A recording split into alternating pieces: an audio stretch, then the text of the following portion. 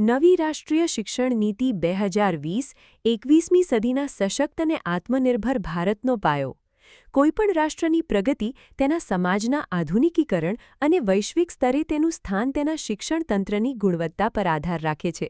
શિક્ષણ એ માત્ર આજીવિકા મેળવવાનું સાધન નથી, પરંતુ તે માનવીના ચરિત્ર નિર્માણ અને બૌદ્ધિક વિકાસનો મજબૂત પાયો છે. 21મી સદીની ઝડપથી બદલાતી વૈશ્વિક જરૂરિયાતો, ટેકનોલોજીકલ ક્રાંતિ અને રોજગારીના નવા પડકારોને પહોંચી વળવા માટે ભારત સરકારે 29 જુલાઈ 2020ના રોજ નવી રાષ્ટ્રીય શિક્ષણ નીતિ 2020ને ઐતિહાસિક મંજૂરી આપી. આશરે 34 વર્ષના લાંબા અંતરાલ બાદ 1986ની જૂની શિક્ષણ નીતિને સ્થાને આવેલી આ નવી નીતિનો મુસદ્દો પ્રખ્યાત વૈજ્ઞાનિક ડૉ. કે. કસ્તુરીરંગનની અધ્યક્ષતાવાળી સમિતિએ તૈયાર કર્યો હતો. આ નીતિનો મુખ્ય ઉદ્દેશ્ય ભારતને વૈશ્વિક જ્ઞાન મહાસત્તા બનાવવાનો છે. સાથે જ તે એ સુનિશ્ચિત કરવા માંગે છે કે ભારતીય શિક્ષણ સર્વસમાવેશક, સમાન અને વર્ણનાત્મક તેમજ વ્યવહારિક જ્ઞાન પર આધારિત હોય. નવી શિક્ષણ નીતિનો સૌથી ક્રાંતિકારી સુધારો શાળાકીય શિક્ષણના માળખામાં જોવા મળે છે, જ્યાં દાયકાઓ જૂની 10+2ની એકવિધ પદ્ધતિને સ્થાને 5+3+3+4નું વૈજ્ઞાનિક અને મનોવૈજ્ઞાનિક માળખું અપનાવવામાં આવ્યું છે. આ નવું માળખું બાળકના પ્રારંભિક જ્ઞાનાત્મક વિકાસ પર વિશેષ ભાર આપે છે, જે જીન પિયાજે જેવા વિશ્વવિખ્યાત મનોવૈજ્ઞાનિકોના બાલ વિકાસના સિદ્ધાંતો સાથે સંપૂર્ણપણે સુસંગત છે. આ નવા માળખામાં પ્રથમ 5 વર્ષ ફાઉન્ડેશન સ્ટેજ છે, જેમાં આંગણવાડી અથવા બાલવાટિકાના 3 વર્ષો અને ધોરણ 1 તથા 2નો સમાવેશ થાય છે. આ તબક્કામાં રમતગમત આધારિત શિક્ષણ દ્વારા પાયાની સાક્ષરતા અને સંખ્યાજ્ઞાન વિકસાવવા પર ભાર મુકાયો છે, જેના માટે કેન્દ્ર સરકારે નિપુણ ભારત અને ઉલ્લાસ જેવી પ્રશંસનીય પહેલ પણ શરૂ કરી છે.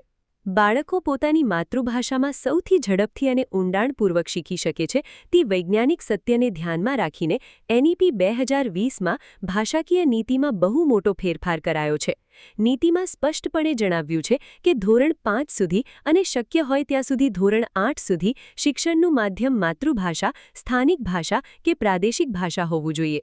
આથી ગુજરાતના વિદ્યાર્થીઓ માટે પાયાનું શિક્ષણ સંપૂર્ણપણે ગુજરાતીમાં ઉપલબ્ધ બનશે, જે તેમના મૂળભૂત ખ્યાલોને સ્પષ્ટ કરવામાં અત્યંત મદદરૂપ થશે.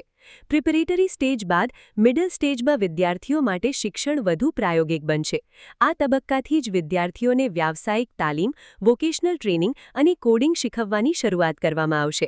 શૈક્ષણિક પ્રણાલીમાં 10 દિવસની બેગલેસ ઇન્ટર્નશિપનો કોન્સેપ્ટ લાવવામાં આવ્યો છે, જેમાં વિદ્યાર્થીઓ સ્થાનિક કારીગરો પાસે જઈને વાસ્તવિક કૌશલ્યો શીખશે.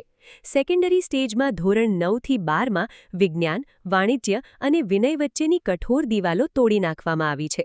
પરીક્ષા અને મૂલ્યાંકન પદ્ધતિની વાત કરીએ તો વર્ષોથી ચાલતી આવતી ગોખણપટ્ટીની પ્રથાને નાબૂદ કરવા માટે ધરખમ ફેરફારો કરવામાં આવ્યા છે. નવી નીતિ અંતર્ગત બોર્ડની પરીક્ષાઓનું ભારણ ઘટાડવામાં આવશે. વિદ્યાર્થીઓનું મૂલ્યાંકન માત્ર તેમના શિક્ષકો જ નહીં, પરંતુ તેઓ પોતે અને તેમના સહપાઠીઓ પણ કરશે, જેથી એક 360 ડિગ્રી સર્વાંગી રિપોર્ટ કાર્ડ તૈયાર થઈ શકે. મૂલ્યાંકનની પ્રક્રિયામાં એકરૂપતા લાવવા અને શૈક્ષણિક માર્ગદર્શન પૂરું પાડવા માટે પરખ નામની નવી રાષ્ટ્રીય મૂલ્યાંકન સંસ્થાની સ્થાપના કરવામાં આવી છે, જે વિદ્યાર્થીઓની વિવેચનશીલ ચિંતનશીલતા ચકાસશે.